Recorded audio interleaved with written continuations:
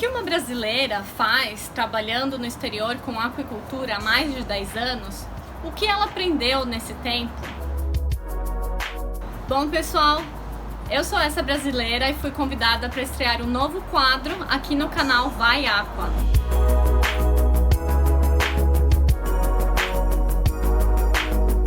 Já passei por 3 diferentes países trabalhando com aquicultura e trabalhei com diversas espécies diferentes. Atualmente eu trabalho com pesquisa em lavicultura e reprodução de atuns tropicais voltado para o manejo da pesca e conservação dos estoques, em contato com um dos únicos laboratórios do mundo de pesquisa para essa espécie. Meu nome é Ioli Buchala e esse é o meu Mundo Aqua.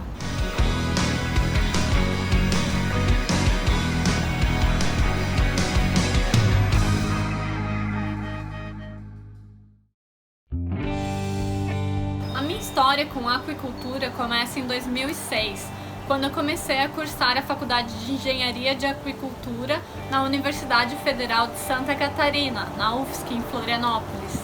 Foi lá que eu me apaixonei por essa área e pela multidisciplinaridade envolvida no cultivo, na tecnologia de cultivo de organismos aquáticos. Logo depois de me formar, eu queria ganhar experiência profissional. Então comecei a buscar emprego em qualquer área que fosse aqui no Brasil. Infelizmente, naquela época eu senti que o mercado brasileiro ainda não tinha tanto conhecimento dessa nova profissão de engenheiro de aquicultura, então eu tive que procurar oportunidades fora do país.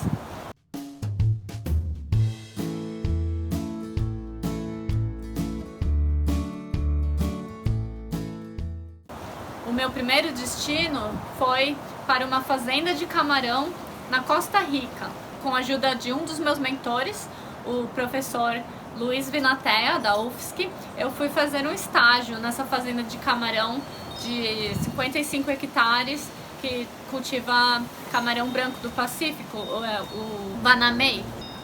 Depois de certo tempo eu fui contratada como responsável técnica da fazenda. O trabalho era bom, um tanto desafiador para uma menina jovem, recém-graduada, mas eu aprendi muito. No final fiz amizades incríveis e ganhei bastante experiência em carcinicultura.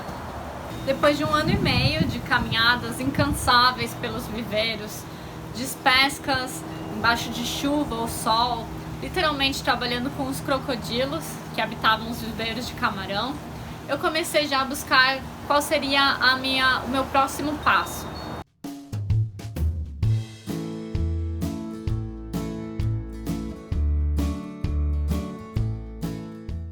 Foi então que, coincidentemente, eu encontrei outros 2 engenheiros de aquicultura trabalhando na Costa Rica, o Bruno Sardenberg e o Thiago Soligo, que até hoje são meus grandes amigos.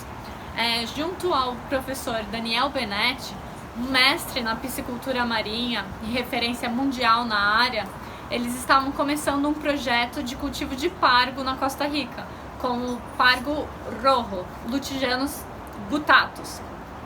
Eu fui contratada para trabalhar no laboratório de produção de alevinos e depois de um tempo eu assumi o cargo de gerente de produção do laboratório.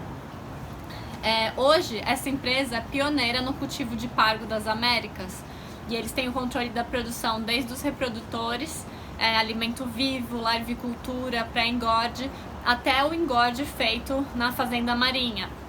Os peixes são despescados e vendidos no mercado americano e nacional. E muitas vezes você consegue encontrar esse peixe na prateleira dos supermercados em menos de 48 horas da despesca.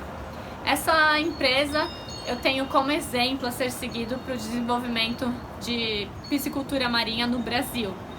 Eu trabalhei durante 5 anos nessa empresa e realmente a experiência que eu ganhei na Costa Rica em geral foi o que me moldou como profissional. Pessoalmente, eu estava muito feliz de morar num país tão bonito como a Costa Rica, surfando, vivendo no meio da natureza, mas eu senti que eu já precisava dar o meu próximo passo para seguir o meu crescimento profissional e pessoal.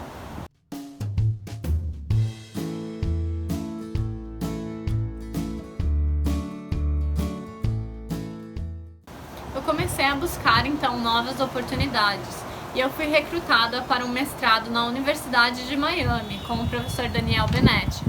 E foi em Miami que muitas portas começaram a se abrir para mim. O curso de mestre de aquicultura é um curso muito completo, não só pela base científica que tem, mas também pela ciência aplicada e a tecnologia de cultivo. Lá nós temos uma oportunidade única de trabalhar num laboratório experimental de ponta. Enquanto eu estive lá, nós tínhamos 6 espécies no laboratório, todas de interesse de pesquisa e potencial comercial, como a cóbia, ou bijupirá, mahi-mahi, garoupa, linguado, hogfish e o red snapper, o pargo vermelho. A minha tese foi focada nos avanços tecnológicos de cultivo do Lutejanus campechanus, o red snapper. Essa espécie é de um grande interesse comercial no Atlântico Sul dos Estados Unidos e no Caribe. E até então, poucas instituições tiveram significados expressivos na reprodução em cativeiro da espécie, e essa espécie também sempre foi conhecida por seus desafios na larvicultura, principalmente na fase inicial de alimentação exógena, com alimento vivo. Durante minha tese, nós conseguimos fazer a reprodução natural, obter desovos naturais dessa espécie em cativeiro, fizemos a larvicultura e o cultivo de juvenis. Aliás, nós conseguimos fechar o ciclo dessa espécie o ano passado, quando os nossos F1s começaram a desovar no laboratório. Esse foi um momento muito gratificante da minha carreira. Eu aprendi muito em Miami e também consegui bons resultados na minha pesquisa e no meu trabalho. E esses resultados foram reconhecidos e abriram muitas oportunidades para o futuro da minha carreira.